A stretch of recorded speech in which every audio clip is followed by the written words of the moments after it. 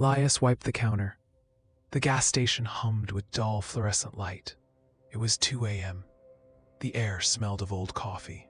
Suddenly, the bell above the door chimed. A man walked in. He wore a plain gray jacket. A dark cap hid his face. He moved slowly. He bought a candy bar and a bottle of water. Exact change dropped into Elias's palm. The man left. The bell chimed again. A silence settled, colder than before. Elias felt a shiver. He watched the clock.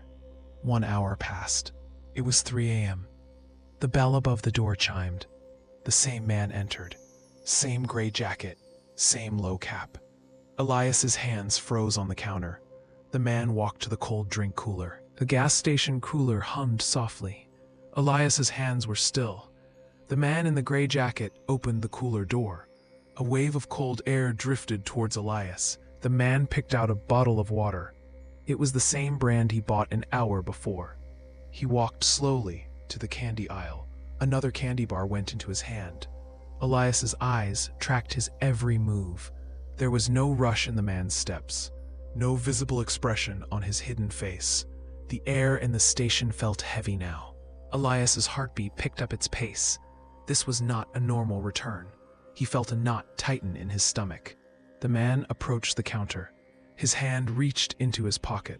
Elias watched the exact change appear. The coins clinked softly on the countertop. A chill spread through Elias, deeper than the cooler's cold.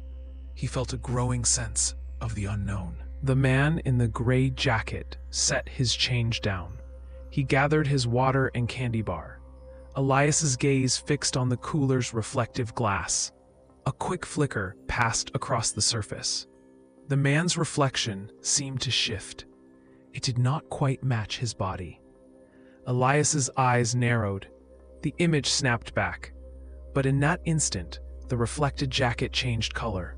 It went from gray to an unsettling dark shade. Then it reset. A cold dread ran through Elias. He gripped the counter edge. The man turned slowly. He walked towards the exit. His steps made no sound. The automatic door opened. Cold night air flowed inside. The man stepped into the darkness. He vanished. Elias stared at the empty doorway. His heart pounded. The known world felt fragile. Elias stood still behind the counter. His breath caught. He forced himself to think. The cooler hummed its steady tune. He walked to its glass door. His fingers brushed the cold surface. Reflections wavered in the harsh store lights. He saw his own pale face staring back. He saw the familiar, mundane aisles. He tried to pinpoint the moment it shifted. Was it a trick of the glass? A fleeting angle of light? He glanced at the doorway. Cold night air still entered. The street outside was empty and silent. No external source explained it. He looked at the cooler surface again. It showed only clear, static images. The strange reflection felt impossible to recall clearly. No simple explanation formed. A deep, cold uncertainty began to bloom inside him. His mind searched for a logical answer. It found none that truly fit. The known world now felt very fragile. Elias's hand still rested on the cold glass. A faint, high-pitched whine began. It came from the refrigeration unit. This was not its usual steady hum. The whine grew sharper, a thin needle of sound. His ears strained, trying to pinpoint its source. He felt a strange, damp chill in the air. It was colder than the cooler's surface. The store lights flickered once, then seemed to dim. They did not return to their prior brightness. A shadow deepened in the far aisle, where there should have been none. He knew that corner was always bathed in light. His heart began to beat faster, a dull drum against his ribs. Logic screamed for a simple explanation. A faulty compressor, a dimming bulb. But the air grew heavy, like water pressing down. A subtle, unseen pressure built around him. His breath hitched, a dry catch in his throat. The silence that followed the light's flicker felt wrong, a hollow absence. The known world was peeling away. Like old paint from a wall, he stood on ground that felt less solid with each passing second. The strange cold touched his skin, not from the air, but from deeper, unseen places. The refrigeration unit's whine vanished. A low, guttural thrum began. It vibrated Elias's bones. The shadow in the far aisle pulsed. It stretched, swallowing the dim light. This was not a shadow. It was a dark presence. An impossible cold bled from it. The air grew heavy and thin at once. Elias struggled to breathe. Within the churning darkness, vast forms stirred. They were too immense for any known space. They were too ancient for any human time. A crushing pressure built in the store. The familiar aisles warped at the edge of the void. Elias felt a terrible awe. He stood before something limitless. His human scale dissolved. The store was peeling away. What remained was a vast, cold unknown. Dread clutched at his throat. This was a doorway to something cosmic. The guttural thrum deepened. It became a soundless roar. Elias felt his spine vibrate. He stumbled towards the churning dark. An impossible instinct drove him closer. He reached a hand into the void. He tried to grasp at the fading reality. His fingers met only cold, empty air. The floor beneath him groaned, then cracked. Shelves buckled with a shriek of tortured metal. Cans and boxes rained down into the abyss. They vanished without a trace, swallowed whole. The air grew impossibly frigid around him. Elias felt his very bones ache with the penetrating cold. The vast forms within the darkness shifted again, drawing nearer. They were impossibly close now. Their immense shadows consumed the last glimmer of light. He felt the ground give way completely. He was falling, plunging into the unknown. The store was gone, dissolved around him. Only the immense, silent cold remained. He felt the cosmic pull, an inescapable force. Elias plummeted through the blackness. No air rushed past him in the empty void.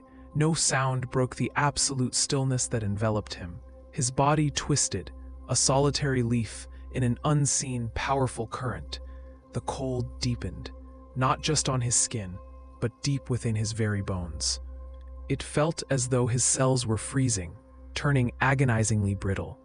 A crushing pressure built around him, relentless and profound.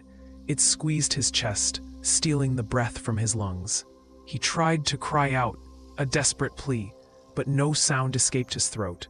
His limbs flailed wildly, searching for purchase that simply did not exist. The vast, unseen forms, once distant shadows, now loomed impossibly closer. They were not shapes at all, but sheer absence, woven into an impossible, mind-bending scale. Elias was a forgotten speck, a single mote of dust adrift. His terror sharpened, becoming a dull, constant ache in his gut.